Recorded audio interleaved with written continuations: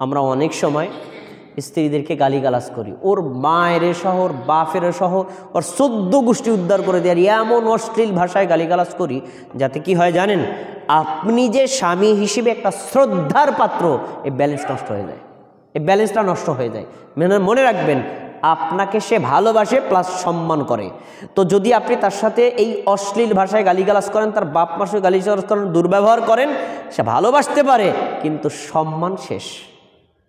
এই জন্য সম্মান কখনো নষ্ট করা যাবে না, ব্যালেন্স রক্ষা করতে হবে।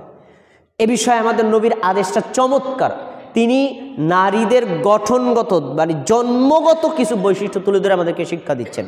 দেখেন তিনি বলছেন, সহিহ বুখারী হাদিস নাম্বার 3331, আন নবী হুরায়রা আনিন নবী সাল্লাল্লাহু আলাইহি ওয়াসাল্লাম قال, আবু হুরায়রা রাদিয়াল্লাহু আনহু বলেন, নবী সাল্লাল্লাহু আলাইহি ওয়াসাল্লাম বলছেন, ওয়াস্তাউসু বিন নিসাই খায়রা, হে পুরুষ জাতি, আমি তোমাদেরকে উপদেশ দিচ্ছি, তোমাদেরকে নির্দেশ দিচ্ছি, তোমাদের ওসিয়ত করছি, তোমরা তোমাদের স্ত্রীদের সাথে ভালো ব্যবহার করবা, স্ত্রীদের সাথে খারাপ ব্যবহার করবে না, তাদের সাথে উত্তম ব্যবহার করা, তাদের সাথে উন্নত মানের আচরণ করবা।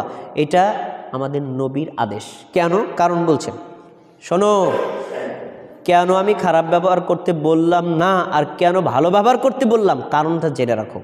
ফাইন্নাহুন্না খুলিকনা মিন দিলাইন, নারীদেরকে সৃষ্টি করা হয়েছে বাঁকা হাড় থেকে। তার মানে আদম আলাইহিস সালামকে সৃষ্টি করেছিলেন, আদম আলাইহিস সালাম এর বাম পাজরের বাঁকা হাড় থেকে হাওয়া আলাইহিস সালামকে সৃষ্টি করেছিলেন। তাহলে হাওয়া আলাইহিস সালাম আদম আলাইহিস সালামের স্ত্রী, বাঁকা হাড় থেকে সৃষ্টি করেছেন।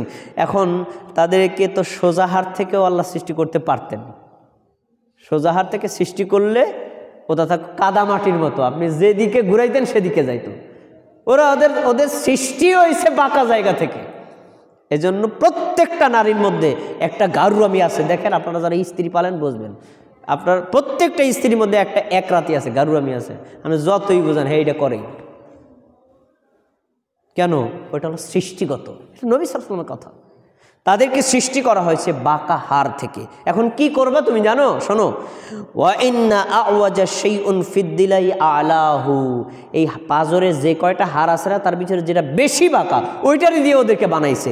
এখন শোনো, লান তাস্তাকিমা লাকা আলা তরিকাতিন, তুমি একেবারে শতভাগ সরল লেখার মতো বানাইতে যাও না। একদমে আমি যা কমো তাই শুনবি, আমি ডাইনে করলে ডাইনে যাইতে হবে, বামে করলে বামে যাইতে হবে, আমার এক চুল পরিমাণ উপরে নিচে যাইতে পারবি না, মানে অক্ষরে অক্ষরে মানতে হবে, কোনোদিন হবে না। শতভাগ সোজা করতে যাইও না। যদি সোজা করতে যাও, একেবারে নিজের মন মতো বানাইতে চাও, তাহলে কি হবে জানো?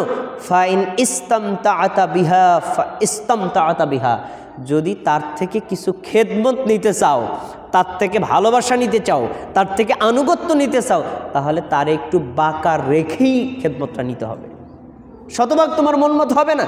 তারপর বলছেন, অবিহা এ আওয়াজুন ওয়া ইন ফাইন জাহাবতা তুকিমাহু, যদি তুমি তাকে সোজা করতে চাও, একেবারে শতভাগ আমি যেভাবে বলছি এইভাবে চলতে হবে, আমি দাঁড়াই থাকতে বলে দাঁড়াই থাকবে, এক চুল পরিমাণ নড়তে হবে না, একেবারে শতভাগ সোজা যে করতে পারবে, করতে চাইবে, কাসার তাহু, তাহলে সে তাকে ভেঙ্গে ফেলবে। এই ভাঙ্গার অর্থ হাদিসেই বলা আছে, ভেঙ্গল ওয়াকাসরহা তলাকুহা। কাসরহা মানে যদি তাকে তার একেবারে তোমার শতভাগ মন মতো বানাইতে চাও, সে তোমার সংসার করতে পারবে না, লাস্টে তার তালাকই দেওয়া লাগবে।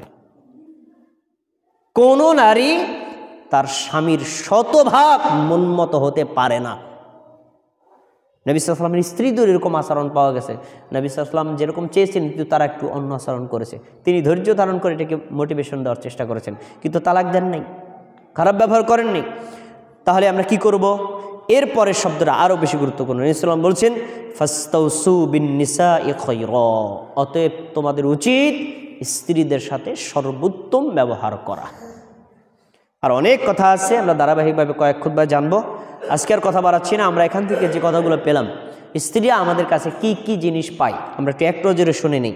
1 নম্বর, স্ত্রীরা আমাদেরই একটা অংশ। যেহেতু তার কাছে আমার কিছু অধিকার আছে, আবার তারও আমার কাছে কিছু অধিকার আছে। এই অধিকারগুলোকে আমাদের মনে রাখতে হবে, যেগুলো ফরজ অধিকার। সেগুলো কি?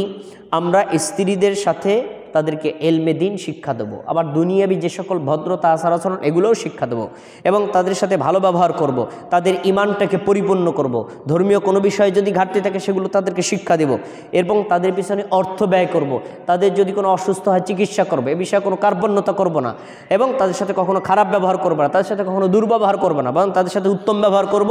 যেখানেই তাদের কোনো ভুল ত্রুটি পাওয়া যাবে বোঝানোর মাধ্যমে তাদেরকে আমরা সংশোধন করার চেষ্টা করব। কখনোই শতভাগ আপনার আমার মতো বানানোর চেষ্টা করব না।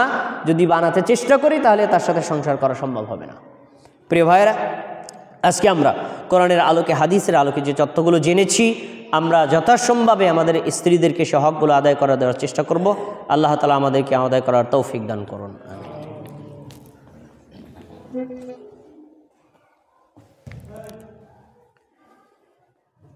إن الحمد لله نحمده ونستعينه ونستغفره ونؤمن به ونتوكل عليه ونعوذ بالله من شرور أنفسنا من يهد الله فلا مضل له ومن يضلله فلا هادي له وأشهد أن لا إله إلا الله وأشهد أن محمدا عبده ورسوله فيا أيها المسلمون قال الله تبارك وتعالى في القرآن المجيد أعوذ بالله من الشيطان الرجيم بسم الله الرحمن الرحيم إن الله وملائكته يصلون على النبي يا أيها الذين آمنوا صلوا عليه وسلموا تسليما اللهم صل على محمد وعلى آل محمد كما صليت على إبراهيم وعلى آل إبراهيم إنك حميد مجيد اللهم بارك على محمد وعلى آل محمد كما باركت على إبراهيم وعلى آل إبراهيم إنك حميد مجيد